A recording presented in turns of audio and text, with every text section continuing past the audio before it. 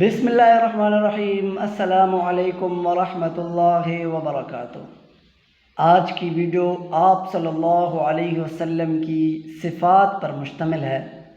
آپ صلی اللہ علیہ وسلم کی صفات سے پہلے ایک شعر کہا ہے۔ صحابہ میں سے مشہور اور بڑے شاعر حضرت حسان بن ثابت رضی اللہ عنہ، جو نبی پاک صلی اللہ علیہ وسلم کے دور میں بڑے شاعر اور آپ صلی اللہ علیہ وسلم کے پسندیدہ شاعر تھے، فرمایا وَأَحْسَنَ مِنْكَ لَمْ تَرَ قَطُّ عَيْنِي، کہ میری آنکھ نے نہیں دیکھا ہے اس سے پہلے تمہارے جیسا بندہ۔ وَأَجْمَلَ مِنْكَ لَمْ تَلِدِ النِّسَاء، اور کسی عورت نے آپ سے زیادہ خوبصورت بچہ جنا ہی نہیں ہے۔ خُلِقْتَ مُبَرَّأً مِنْ كُلِّ عَيْبٍ، پھر اسی پر بس نہیں، اللہ نے آپ کو ایسے بنایا ہے کہ کوئی بھی عیب دنیا کائنات کا آپ کے اندر موجود نہیں، یعنی ہر عیب سے تم دور اور بری ہو۔